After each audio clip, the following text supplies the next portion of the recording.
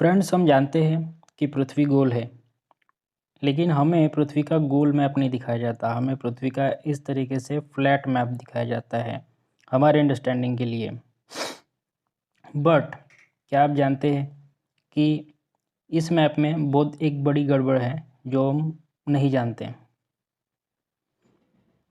अगर मैं आपको कहूँ कि ये बर्फीला देश जिसे ग्रीनलैंड कहा जाता है, ये देश भारत से छोटा है। दिखने में अभी आपको दिख रहा होगा कि भारत काफ़ी छोटा दिख रहा है और ग्रीनलैंड काफ़ी बड़ा दिख रहा है। तो अगर मैं इसे यहाँ से लेके भारत के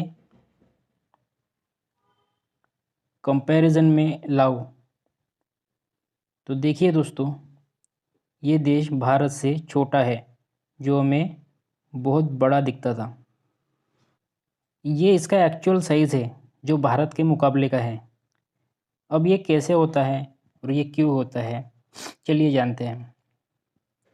फ्रेंड्स, इस चीज़ को कहा जाता है मर्केटर प्रोजेक्शन, जिसमें पृथ्वी को 6 भागों में बांटा जाता है और उन 6 भागों को खोलकर, जैसे कि आप देख रहे हैं, उन्हें खोलकर एकत्रित किया जाता है और आपस में मिला दिया जाता है और एक फ्लैट नक्शा बनाने के लिए उन्हें आपस में मिला के फिर एक्सटेंड कर दिया जाता है।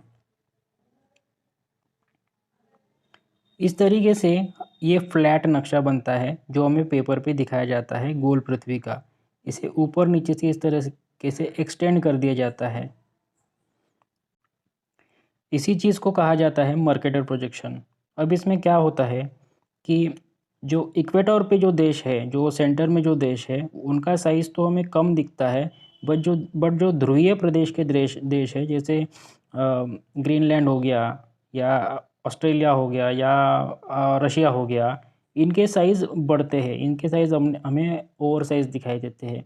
तो किसी भी देश का जैसे जैसे देश ध्रुव की तरफ ध्रुव की तरफ के होंगे, उनका उतना साइज़ हमें बड़ा हुआ दिखेगा। तो एक्चुअल जो साइज़ है देश का, वो हमें जानने के लिए एक वेबसाइट है thetruesize.com। इस वेबसाइट में हमें इस वेबसाइट में हमें किसी भी देश का नाम टाइप करना होता है। जैसे मैं यहाँ पे टाइप कर रहा हूँ ग्रीनलैंड। तो ग्रीनलैंड पे अगर हम क्लिक करते हैं तो ग्रीनलैंड देश सिलेक्ट हो जाएगा। अब इसको हम ड्रैग करके सेंटर में ला सकते हैं या कहीं पर कर भी ले जा सकते हैं, जिससे हमें इसका एक्चुअल साइज़ पता चलता है। अब हम इसे ड्रैग करके इंडिया के पास लाए,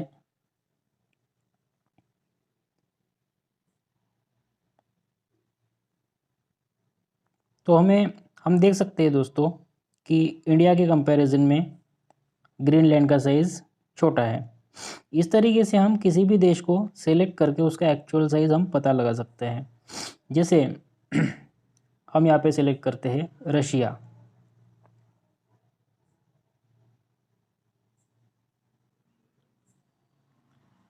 तो देखिए दोस्तों, रशिया सेलेक्ट हो गया। अब रशिया को हम इक्वेडोर पे लाएंगे, रशिया को ड्रैग करके इक्वेडोर पे लाएंगे।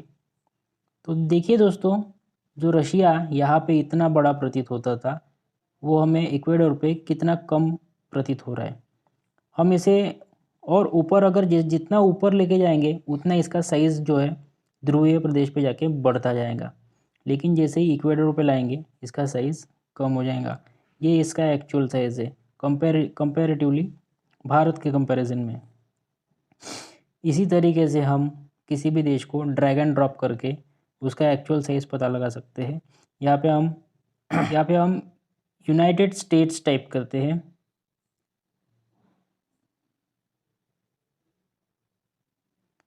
जब जैसे ही हमने यूनाइटेड स्टेट्स टाइप किया, तो यहाँ पे यूएस सिलेक्ट हो गया। अब यूएस भारत से थोड़ा ऊपर है। जब हम इसे ड्रैग करेंगे और सेंटर में लाएंगे, तो देखिए दोस्तों, इक्वेडोर पे इसका साइज़ हो गया कम। इसे हम भारत की तरफ लाएंगे तो यूएस भारत से बड़ा ही है, पर फिर भी उसका साइज़ कम दिखता है। इसी तरीके से हम किसी भी देश को ड्रैग एंड ड्रॉप करके उसका साइज़ पता लगा सकते हैं। दोस्तों मैं इस वेबसाइट की लिंक डिस्क्रिप्शन में दे दूंगा, आप भी इसे ट्राई करिए और किसी भी देश का एक्चुअल साइज़ पता करिए। Thanks for watching.